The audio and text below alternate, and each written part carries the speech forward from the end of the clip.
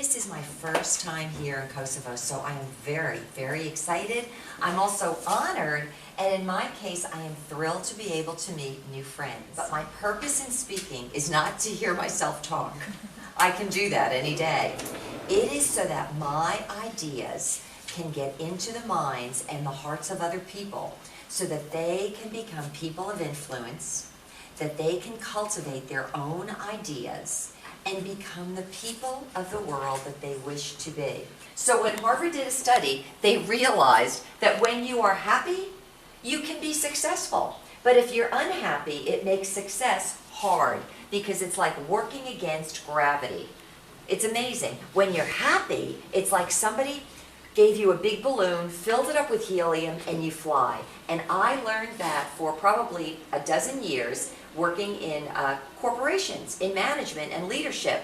My job always was to make sure people knew their talents, were respected and admired and appreciated and given opportunity to share their talents, and that they were happy. And as a result, we ended up with top people doing top flight work. And in our nation, which is quite large, many people, we had many offices, and my cities were smaller cities, and our office ended up as the #1 office in the United States. Why? Because we were happy and we all knew our respective areas where we had an expertise. When I was a little girl, again, long time ago, not many people used to fly places by airplane. It was very expensive. But where I lived, right outside of New York City, we lived close to an airport, and airplanes would fly by, and I would immediately get on the ground where I could look flat up at the sky, as if I were looking at a television screen, and I could see the planes going in and out of the clouds, and I would say, who are the people in those planes? Where are they going? What do they look like? And I actually imagined the whole world. I thought, are they from China? Do they have different faces, different eyes, different hats? Then my other thing, for whatever reason, I used to think of people from Holland. When I was little, we saw people from Holland in our picture books, and they wore wooden shoes. And I thought, oh, maybe these are the wooden shoes people. Whoever they were, I wanted to meet them. Now, when I was little, that fascinated me. And yet, my situation at home was such that I had a mother who was afraid to go outdoors. She was very smart, she was a school teacher, but she was afraid of outdoors. So I want to go out and meet new friends in the neighborhood, new friends at school. I want to travel the world, and she would always have me in the house. 4 o'clock in the afternoon, I'd be crying with my pajamas on. I wanted to go out and play with people. I wanted to go everywhere, and I felt kind of like I was incarcerated in a jail. I tell you this because many of us will find times in our lives where we, whether as very young children like this, or maybe through school, or even right now at university level, that you have something in your mind and you think, I'd love to do this. But then the world gets in the way and you have all these people saying, no, you can't. Oh, that's impossible. Oh, don't think about that. Well, I never let go of those things I was interested in, even though my environment was the opposite. Okay? Close your eyes, and here's what I want you to do for the next minute. I want you to go back in time, and I want you to survey what you used to do when you were younger. If there may be early memories, and I want you just to allow your imagination to flow, and you're going to see different pictures or different thoughts come to mind.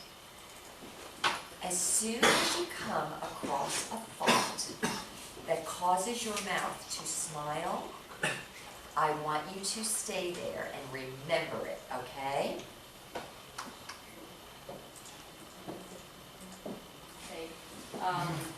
While you were talking about being happy and choosing what you want and stuff, I was thinking in my mind and what we did last week about who was here present last week, what we did about entrepreneurship week it was last week.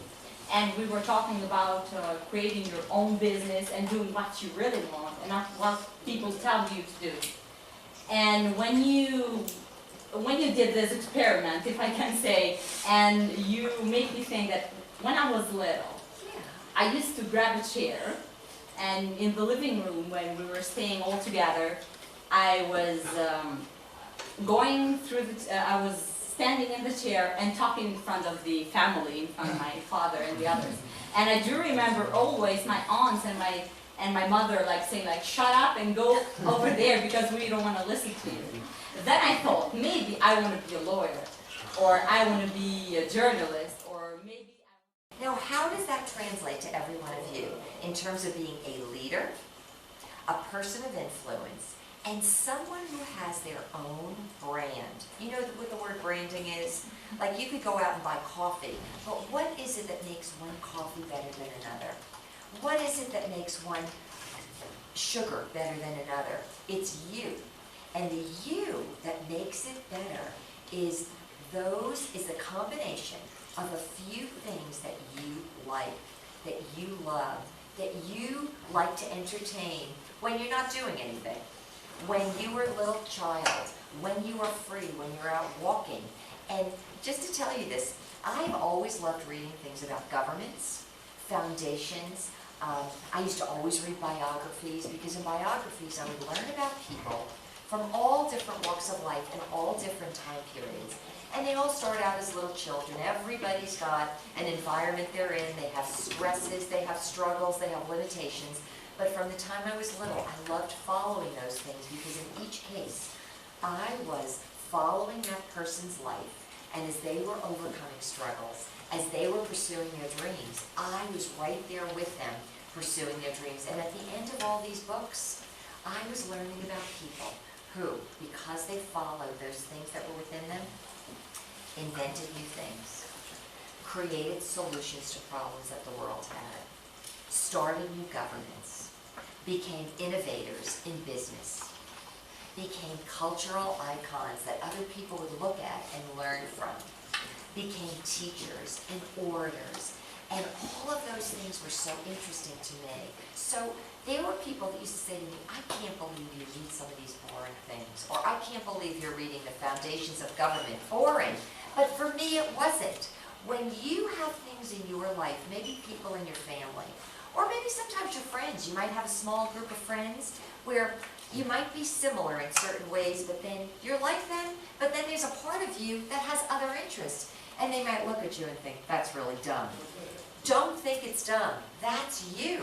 And that thing you're interested in is part of what makes you your own brand. And it's part of what turns you into someone who has a special identity, that when you walk into a room, or you're in a business, or you're in an environment, that you stand on your own, in your own sense of confidence, and people want to listen.